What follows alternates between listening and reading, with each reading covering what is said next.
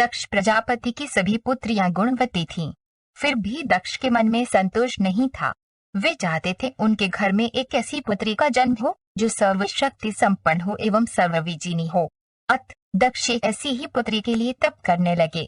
तप करते करते अधिक दिन बीत गए तो भगवती आद्या ने प्रकट होकर कहा, मैं तुम्हारे तप से प्रसन्न हूँ। तुम किस कारण तप कर रहे हो? दक्ष ने तप करने का कारण बताया तो माँ बोली, मैं स्वयं पुत्री रूप में तुम्हारे यहाँ जन्म धारण करूंगी। मेरा नाम होगा सती। मैं सती के रूप में जन्म लेकर अपनी लीलाओं का विस्तार करूंगी। फलतः भगवती आद्या ने सती रूप में दक्ष के यहाँ जन्म लिया। सती दक्ष की सभी पुत्रियों में सबसे अलौकिक थीं। सती ने बाल्यावस्था में ही कई ऐसे अलौकिक आश्चर्यचकित करने वाले कार्य कर दिखाए थे जिन्हें देखकर स्वयं दक्ष को भी विस्मय होता था। जब सती विवाह योग्य हो गई तो दक्ष को उनके लिए वर की चिंता होने लगी। उन्होंने ब्रह्मा जी से इस विषय में परामर्श किया। ब्रह्मा जी ने कहा, सती आद्या की अवतार हैं। आद्या आदि शक्ति और शिव आदि पुरुष हैं।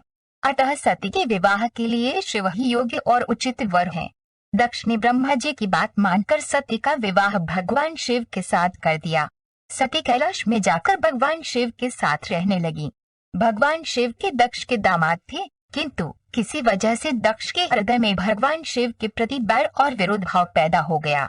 एक बार देवलोक में ब्रह्मा ने धर्म के निरूपण के लिए एक सभा का आयोजन किया था। सभी बड़े बड़े देवता सभा में एकत्र हुए। भगवान शिव भी इस सभा में बैठे थे। सभा मंडल में दक्ष का आगमन हुआ। दक्ष के आगमन पर सभी देवता उठकर खड़े हो गए, पर भगवान शिव खड़े नहीं हुए। उन्होंने दक्ष को प्रणाम भी नहीं किया। फलतः दक्ष ने अपमान का अनुभव किया। केवल यही नहीं, उनके हृदय में भगवान शिव के प्रति ईर्ष्या की आग जल उठी। वे उनसे बदला लेने के लिए समय और अवसर की प्रतीक्षा करने लगे। एक बार सती और शिव कैलाश पर्वत पर बैठे हुए परस्पर वार्तालाप कर रहे थे। उसी समय आकाश मार्ग से कई विमान कंगला की ओर जाते हुए दिखाई पड़े। सती ने उन विमानों को देखकर भगवान शिव से पूछा, प्रभु, ये सभी विमान किसके हैं और कहाँ जा रहे हैं? भगवान शकानर ने उत्तर दिया, आपके पिता ने बड़े यज्ञ का आयोजन किया है। समस्त देवता और देवांगनाएं इन विमानों में बैठकर उसी यज्ञ में सम्मिलित होने के लिए जा रहे हैं। इस पर सती ने दूसरा प्रश्न किया, क्या मेरे पिता ने आपको यज्ञ में सम्मिलित होने के लिए नहीं बुलाया? भगवान शंकर ने उत्तर दिया, आपके पिता मुझसे बैर रखते हैं, फिर वे मुझे क्यों बुलाने लगे? सती मन ही मन सोचने लगी, फिर बोली, यज्ञ के इस अवसर पर अवश्य मेरी सभी बहनें आएंगी। उनसे मिले हुए बहुत दिन हो गए। यदि आपकी अनुमति हो तो मैं भी अपने पिता के घर जाना चाहती हूँ। यज्ञ में सम्मिलित हो लूंगी और बहनों से भी मिलने का सुअवसर मिलेगा। भगवान शिव ने उत्तर दिया, इस समय वहाँ जाना उचित नहीं होगा।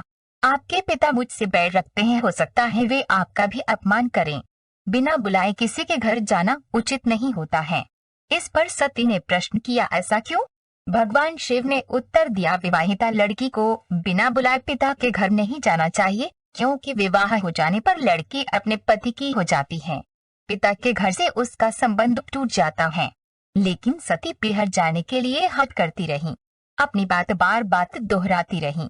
उनकी इच्छा देखकर भगवान शिव ने पीहर जाने की अनुमति दे दी। उनके साथ अपना एक गण भी साथ में भेज दिया। उस गण का नाम वीरभद्र था। सती वीरभद्र के साथ अपने पिता के घर गई। घर में सती से किसी ने भी प्रेम पूर्वक वार्तालाप नहीं किया। दक्ष ने उन्हें देखकर कहा, तुम क्या यहाँ मेरा अपमान कराने आई हो? अपनी बहनों को तो देखो, वे किस प्रकार भांति भांति के अलंकारों और सुंदर वस्त्रों से सुसज्जित हैं। तुम्हारे शरीर पर मात्र बाघांबर हैं। तुम्हारा पति श्मशानवासी और भूतों का नायक है। वह तुम्हें बाघांबर छोड़कर और पहना ही क्या सकता है? दक्ष के कथन से सती के हृदय में पश्चाताप का सागर उमड़ पड़ा। वे सोचने लगी, उन्होंने यहाँ आकर अच्छा नहीं किया। भगवान ठीक ही कह रहे थे, बिना बुलाए पिता के घर भी नहीं जाना चाहिए। पर अब क्या हो सकता है? अब तो आ ही गई हूँ। पिता के कटु और अपमानजनक शब्द सुनकर भी सती मौन रही। वे उस यज्ञ मंडल में गई जहाँ सभी देवता और ऋषि मुनि बैठे थे तथा यज्ञ कुंड में धू धू करती जलती हुई अग्नि में आहुतियां डाली जा रही थीं। सती ने यज्ञ मंडप में सभी देवताओं के तो भाग देखे, किंतु भगवान शिव का भाग नहीं देखा।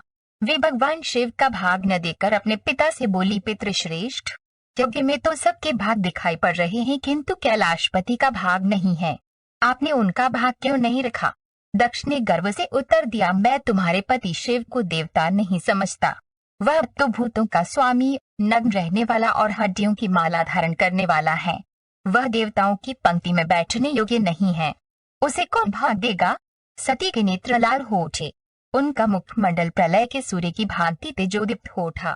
उन्होंने पीड़ा से तिल मिलाते हुए कहा, ओह, मैं इन शब्दों को कैसे सुन रही हूँ, मुझे धिक्कार है। देवताओं, तुम्हें भी धिक्कार है।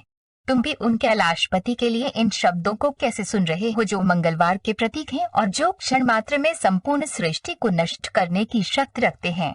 वे मेरे स्वामी हैं। नारी के लिए उसका पति ही स्वर्ग होता है। जो नारी अपने पति के लिए अपमानजनक शब्दों को सुनती है, उसे नरक में जाना पड़ता है। पृथ्वी सुनो, आकाश सुनो और देवताओं तुम भी सुनो। मेरे पिता ने मेरे स्वामी का अपमान किया है। मैं अब एक क्षण भी जीवित रहना नहीं चाहती। सती अपने कथन को समाप्त करती हुई यज्ञ के कुंड में कूद पड़ी। जलती हुई आहुतियों के साथ उनका शरीर भी जलने लगा। यज्ञ मंडप में खलबली पैदा हो गई। हाहाकार मच गया। देवता उठकर खड़े हो गए। वीरभद्र क्रोध से कांप उठे। वे उछल उछलकर यज्ञ का विध्वंस करने लगे। यज्ञ मंडप में भगदड़ मच गई। देवता और ऋषि मुनि भाग खड़े हुए। वीरभद्र ने देखते ही देखते दक्ष का मस्तक काट कर फेंक दिया। समाचार भगवान शिव के कानों में भी पड़ा। वे प्रचंड आंधी की भांति कंगला जा पहुंचे। सती के जले हुए शरीर को देखकर भगवान शिव ने अपने आप को भूल गए। सती के प्रेम और उनकी भक्ति ने शंकर के मन को व्याकुल कर दिया। उन शंकर के मन को व्याकुल कर दिया जिन्होंने काम पर भी विजय प्राप्त की थी और जो सारी सृष्टि को नष्ट करने की क्षमता रखते थे। वे सती के प्रेम में खो गए, बेसुध हो गए। भगवान शिव ने उन्मत्त की भांति सती के जले हुए शरीर को कंधे पर रख लिया। वे सभी दिशाओं में भ्रमण करने लगे।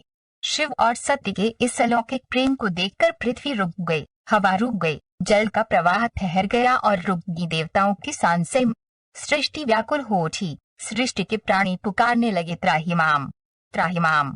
भयानक संकट उपस्थित देखकर सृष्टि के पालक भगवान विष्णु आगे बढ़े। वे भगवान शिव की बेसुधी में अपने चक्र से सती के एक एक अंग को काट काट कर गिराने लगे। धरती पर 51 स्थानों में सती के अंग कट कट कर गिरे। जब सती के सारे अंग कट कर गिर गए तो भगवान शिव पुनः अपने आप में आए। जब वे अपने आप में आए तो पुनः सृष्टि के सारे कार्य चलने लगे। धरती पर जिन 51 स्थानों में सती के अंग कट कट कर गिरे थे, वे ही स्थान आज शक्तिपीठ माने जाते हैं। आज भी उन स्थानों में सती का पूजन होता है, उपासना होती है। गायब था शिव और सती का प्रेम। शिव और सती के प्रेम ने उन्हें अमर और वंदनीय बना दिया। पार्वती के रूप में जन्म, बाद में सती के विरह में शंकर जी की दयनीय दशा हो गई। वे हर पल सती का ही ध्यान करते रहते और उन्हीं की चर्चा में व्यस्त रहते। उधर सती ने भी शरीर का त्याग करते समय संकल्प किया था कि मैं राजा हिमालय के यहाँ जन्म लेकर शंकर जी की अर्धांगिनी बनूं। अब जगदम्बा का संकल्प व्यर्थ होने से तो रहा। वे उचित समय पर राजा हिमालय की पत्नी मेनका के गर्भ में प्रविष्ट होकर उनकी कुख में से प्रकट हुईं। पर्वतराज की पुत्री होने के कारण वे पार्वती कहलाईं। जब पार्वती बड़ी होकर सयानी हुईं तो उनके माता पिता को अच्छा वर तलाश करने की चिंता सताने लगी। एक दिन अचानक देवर्षि नारद राजा हिमालय के महल में आ पहुंचे और पार्वती को देख कहने लगे कि इसका विवाह शंकर जी के साथ होना चाहिए और वे ही सभी दृष्टि से इसके योग्य हैं। पार्वती के माता पिता के आनंद का ये जानकर ठिकाना न रहा कि साक्षात जगन माता सती ही उनके यहाँ प्रकट हुई हैं। वे मन ही मन भाग्य को सराहने लगे। एक दिन अचानक भगवान शंकर सती के विरह में घूमते घूमते उसी प्रदेश में जा पहुँचे और पास ही के स्थान गंगावतरण में तपस्या करने लगे। जब हिमालय को इसकी जानकारी मिली तो वे पार्वती को लेकर शिव जी के पास गए। वहाँ राजा ने शिव जी से विनम्रता पूर्वक अपनी पुत्री को सेवा में ग्रहण करने की प्रार्थना की। शिव जी ने पहले तो आनाकानी की, किंतु पार्वती की भक्ति देखकर वे उनका आग्रह निटाल न सके। शिव जी से अनुमति मिलने के बाद तो पार्वती प्रतिदिन अपनी सखियों को साथ ले उनकी सेवा करने लगी। पार्वती हमेशा इस बात का सदा ध्यान रखती थी है कि शिव जी को किसी भी प्रकार का कष्ट न हो। वे हमेशा उनके चरण धोकर चरणोदक ग्रहण करती और षोडशोपचार से पूजा करती। इसी तरह पार्वती को भगवान शंकर की सेवा करते दीर्घ समय व्यतीत हो गया, किंतु पार्वती जैसी सुंदर बाला से इस प्रकार एकांत में सेवा लेते रहने पर भी शंकर के मन में कभी विकार नहीं हुआ। वे सदा अपनी समाधि में ही निश्चल रहते। उधर देवताओं को तारक नाम का असुर बड़ा त्रास देने लगा। ये जानकर कि शिव के पुत्र से ही तारक की मृत्यु हो सकती है, सभी देवता शिव पार्वती का विवाह कराने की चेष्टा करने लगे। उन्होंने शिव को पार्वती के प्रति अनुरक्त करने के लिए कामदेव को उनके पास भेजा, किंतु पुष्पायुध का पुष्पबाण भी शंकर के मन को विक्षुब्ध न कर सका। उल्टा कामदेव उनकी क्रोधाग्नि से भस्म हो गए। इसके बाद शंकर भी वहां अधिक रहना अपनी तपश्चर्या के लिए अंतराय रूप समझ कैलाश की ओर चल दिए।